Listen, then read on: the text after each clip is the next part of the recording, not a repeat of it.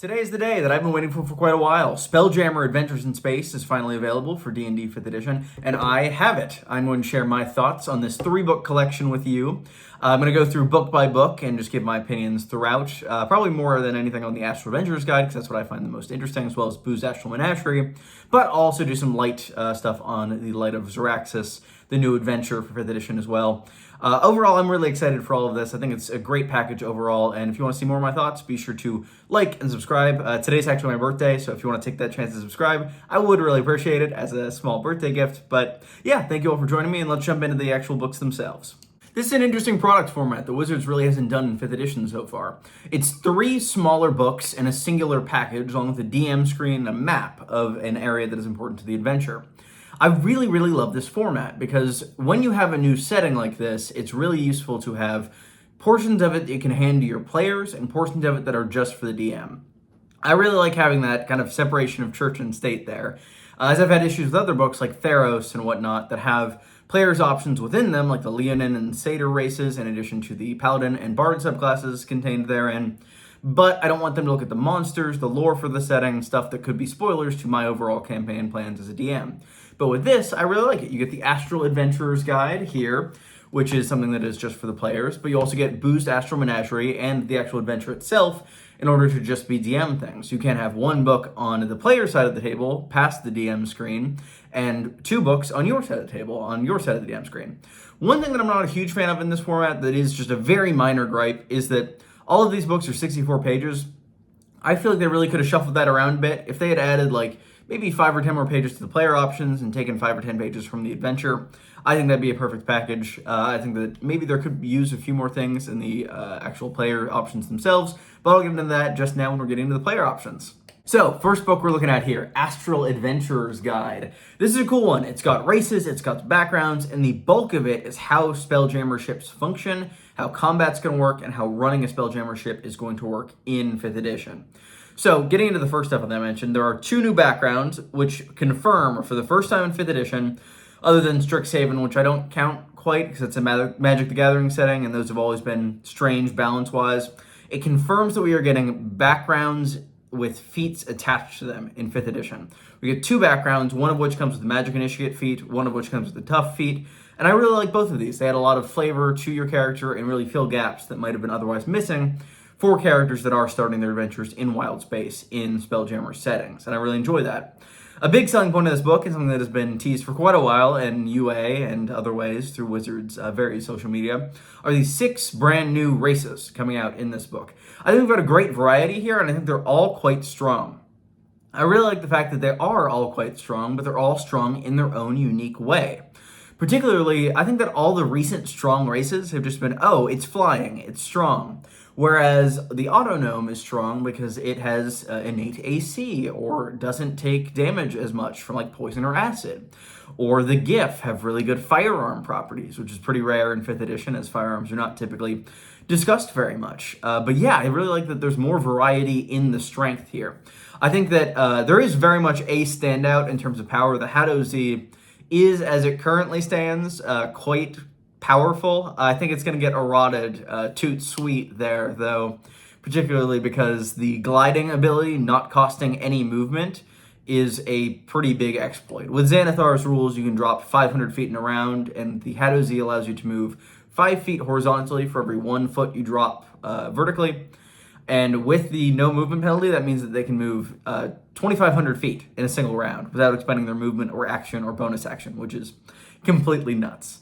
But overall, I think other than that balance issue, I think that the races are fantastic.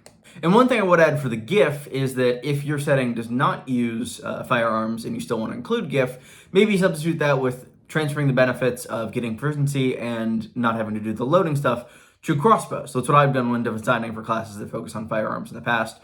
Particularly, I had a rogue subclass a while back that was very cowboy focused, and I figured in order to make it setting agnostic, I gave the option to replace any gun proficiency with crossbow proficiency, which rogues didn't normally get outside of hand crossbows, I believe. But yeah, in addition to that, there are 2 new spells. I have said in the past I really like it when settings come with spells. Albeit this was still a little bit underwhelming in terms of the spells themselves. I like one of them is an air bubble charm, essentially. You can create a pocket of air for you to breathe, either underwater or in wild space, and the other you just create a Spelljammer helm. So you're able to actually create the thing that powers the ships, as seen on the cover here. If I can get that to focus. Yeah, there we go. Thank you, iPhone. Yeah, no, but I do really like those two spells as they currently stand, though I think it would have been cool if we got some more kind of flavorful spells there. Though I really like the bulk of this book, which is the spelljamming ship rules. I feel like they fixed a lot of the issues that we had with ship combat in Ghost of Saltmarsh. Sorry, the name escaped me for a second there.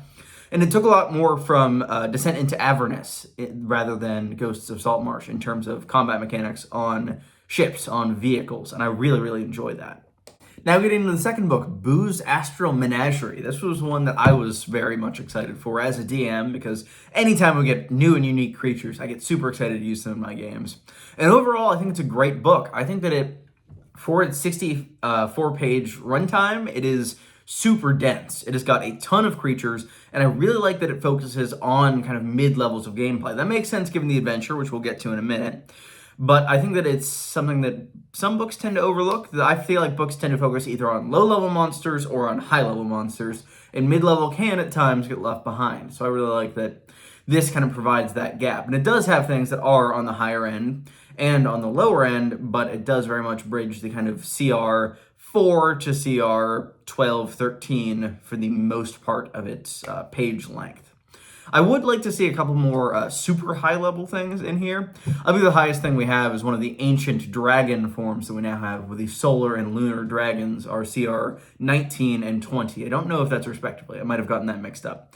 But I would like to see something dip into the higher 20s, but overall, I still think it's a fantastic package that could be great for any game. And I'm excited to use a lot of these creatures in my campaign. And furthermore, I really like that they give the races that you get in the Astral Adventures Guide a bunch of NPC options that you can pull from in order to make Spelljammer feel more fleshed out and give these races things that other races might have gotten in like the Monster Manual or in Volos or in Morn Canaans, if I could remember the name of that one. I'll also take this chance to say that I love the art in all three of these books. I think it's very stylistically consistent, which I very much appreciate. I think there are some fantastic pieces throughout, particularly in the monster book and in the adventure book. And I'm going to take a second to show you my favorite monster in here, which is the Ancient Lunar Dragon.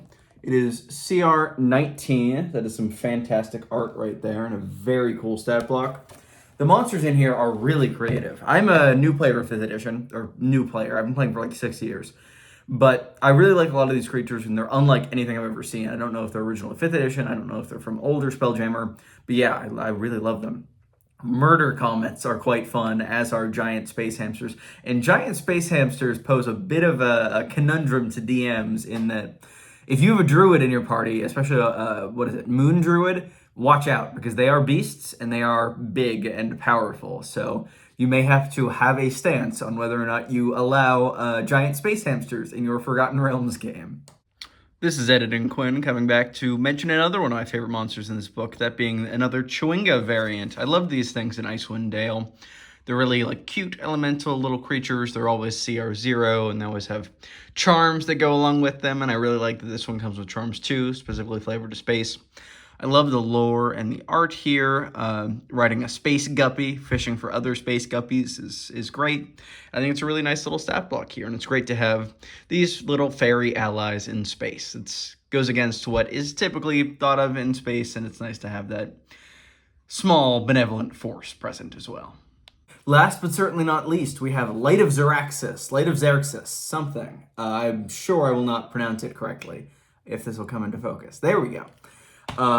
It's a fantastic adventure, and my number one highlight for this is the fact that it is just packed to the absolute brim. It is 64 pages that is just full adventure the entire way through.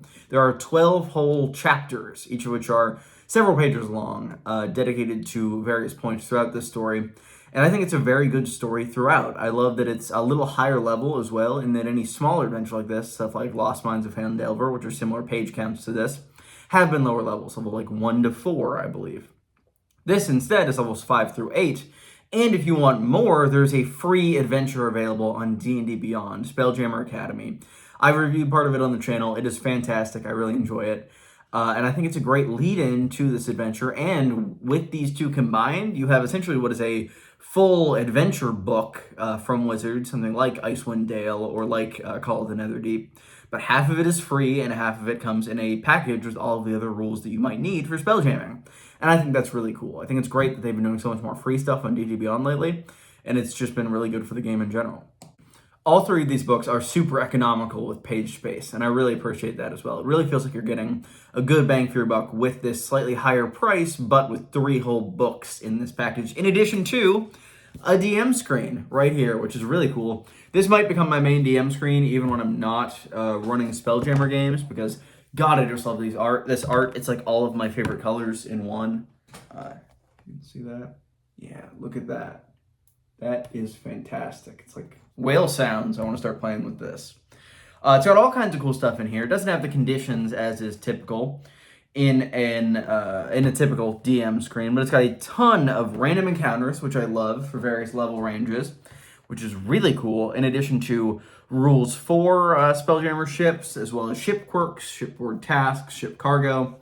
This might even be a great thing for nautical adventures to have, in that, sure, you could tone down some of the more fantastical elements of it and put it in a nautical world, but I think these random elements are something that is great in any game like that.